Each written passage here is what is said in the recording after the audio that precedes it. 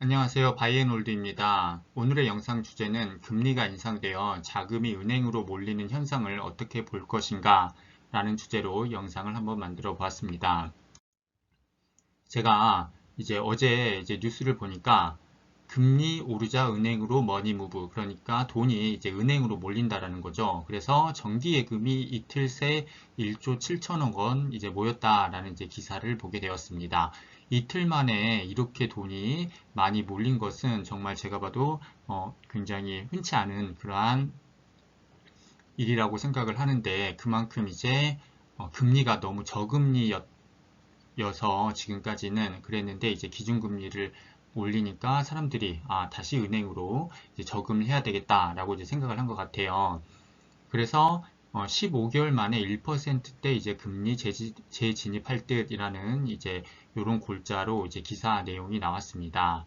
그래서 여기 보시면 8월 26일 날 기준금리를 인상을 했고, 그 뒤로 보면 그래프를 보시다시피 정기예금 잔액 추이가 늘어나고 있는 것을 보실 수가 있겠습니다.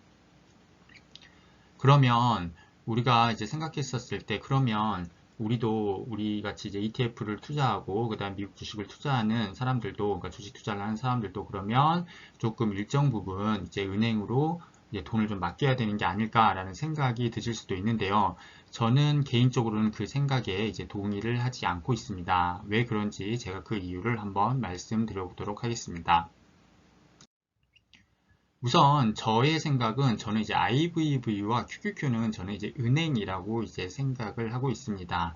그만큼 이걸 보는 시각에 따라서 어떤 사람들은 되게 이견이 있을 수도 있지만, 저의 저의 의견에서는, 저의 생각에서는 얘네들은 정말 은행만큼 안정적이다라고 생각을 하고 있어요. 그래서 저 같은 경우는 최소한의 비상금은 모두 두고, 그러니까 최소한의 비상금을 두고 모두 IVV와 QQQ 은행으로 돈을 모두 투입을 하고 있습니다. 지금 이렇게 시중 금리가 오른다고 할지라도 저는 그렇게 할 거예요.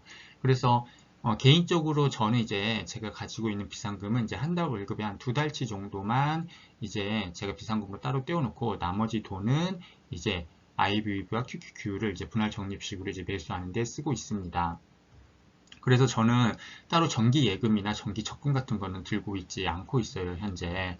그러면 그 이유가 왜 그러하냐면, 여기 이렇게 보시면 제가 IVN QQQ 은행이라고 이름을 닉네임을 지어놨습니다. 그리고 여기 시중은행 1, 그다음 시중은행 2 이렇게 비교를 위해서 제가 이렇게 보여드리는데요. 여러분들 그 7위 법칙이라고 들어보셨죠? 7위 법칙은 어, 7위, 그러니까 7위를 연평균 수익률, 연평균 수익률로, 그러니까 1년 평균 수익률로 나누게 되면 원금이 2배가 되는 그 연도가 나오는 것이 되겠습니다. 그래서 IVV와 QQQ 은행 같은 경우는 연평균 수익률이 역사적으로 15% 정도 나왔어요. 두 개를 합쳤을 때.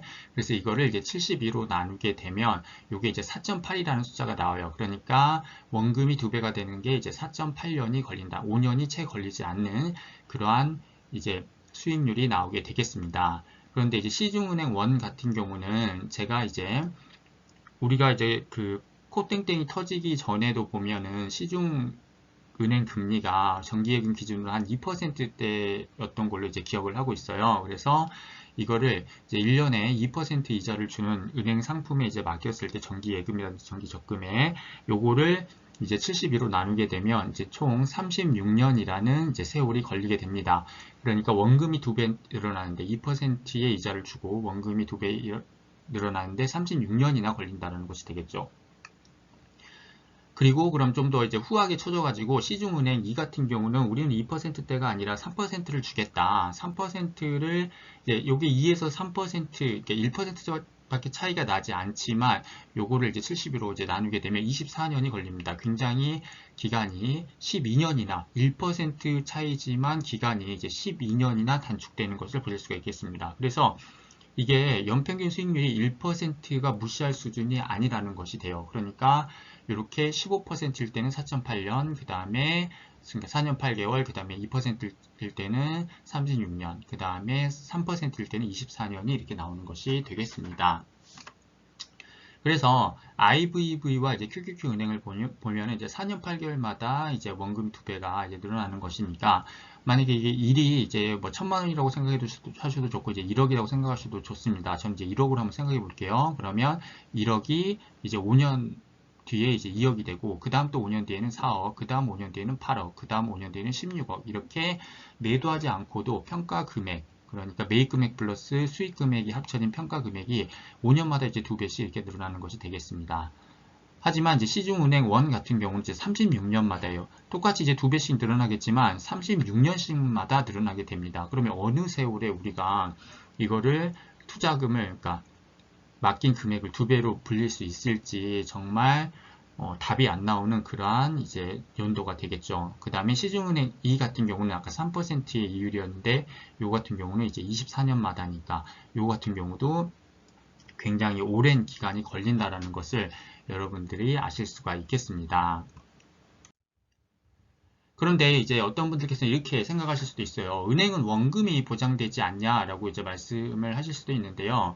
이제 우리가 이제 생각해야 되는 게 요즘 이제 제가 이제 최근 2, 3년간 이제 은행 금리를 보게 되면 한 3%대, 잘 주면 3%대로 이제 알고 있어요. 그래서 매년 발생하는, 그런데 이제 그 3%를 준다고 하더라도 이제 매년 발생하는 2, 3%의 인플레이션을 생각하면 오히려 마이너스일 수도 있고 그냥 원금만 그냥 유지할 수 있는 수준 정도가 되는 거죠. 그러니까 2, 3%를 준다고 해도 은행 이자를 인플레이션이 우리는 이제 매년 화폐 가치가 하락하기 때문에 그러니까 지금의 200만 원과 20년 뒤에 200만 원의 화폐 가치는 당연히 가치가 있는 것은 지금의 이제 200만 원이 되는 거잖아요. 그 이유가 이제 2, 3%의 인플레이션, 그러니까 돈이 계속 이제 시중에 통화량이 늘어나기 때문에 돈은 이렇게 가치가 점점 떨어질 수밖에 없다라는 거죠. 그래서 우리가 은행에 이제 저금을 하게 되는 것은 이건 제 개인적인 생각이에요. 이게 뭐 은행에 저금하는 게 뭐 나는 적성이 맞다라고 하시는 분들은 저는 하신다 그래서 뭐 그게 잘못됐다라고 말씀드리는 거 아니다라는 거 다시 한번 말씀드리겠습니다. 그래서 저는 이제 개인적으로 은행 좋은 일만 시키는 것이 된다라는 거죠. 저는 이제 은행에 많은 돈을 이제 맡기게 되면 사실 저도 이렇게 투자 ETF 이런 걸 몰랐을 때는 은행에 돈 맡기는 게 가장 안정적이고 좋은 줄 알았어요. 투자하면 그냥 이건 도박이고 망하는 지름길이다라고 이제 사행성이다라고 생각했는데 오히려 제가 이제 공부해보고 ETF라는 걸 알게 되면서 이제 저의 이제 생각이 완전 바뀐 거죠. 저도 굉장히 보수적이고 안정적인 걸 지향했던 사람이었는데 그래서 여러분들이 은행을 가게 되면 은행이 여러분들한테 굉장히 이제 친절한 이유가 있어요. 그 친절한 이유가 왜 그럴까요? 그리고 공짜로 우리의 돈을 또 맡겨준다고 하잖아요. 맡겨주고 거기다가 이자도 2, 3%씩 준다고 그러고 그리고 가면 또 엄청 친절해요. 그게 왜 그럴까요, 여러분? 바로 우리가 다 고객이기 때문에 그래요. 우리의 돈을 받아서 뭐 돈이 필요한 사람들에게 개인에게 대출을 해줄 수도 있고 기업에게 대출을 해줄 수도 있고 그래서 은행 같은 경우는 그런 대출 금리와 그 다음에 우리에게 주는 금리, 그러니까 예대 마진을 통해서 예금과 대출 마진을 통해서 이제 수익을 올리는 구조이기 때문에 고객들이 돈을 많이 은행에 맡기면 맡길수록 이 친구들은 스마일 할 수밖에 없는 것이 되겠죠. 그래서 남 좋은 일, 그러니까 은행 좋은 일 시키지 말고 우리가 직접 우리의 돈을 가지고 ETF 같은 걸 투자함으로써 우리가 우리의 자산을 불리는 그러한 행위를 해야 되지 않을까라는 생각이 듭니다. 그래서 오늘의 결론은 ETF라고 하는 것은 바로 뱅크, 은행이다 라는 것이 오늘의 결론이 되겠습니다. 그것도 아주 안정적이고 거기다가 이자도 많이 주는 그러니까 엄청난 수익률로 돌려주는 그러한 은행이 바로 ETF다 라는 것이 저의 오늘의 결론이 되겠습니다. 궁금한 점 댓글로 남겨주시고요. 오늘도 영상 시청해주셔서 감사합니다. 이상 바이앤올드였습니다.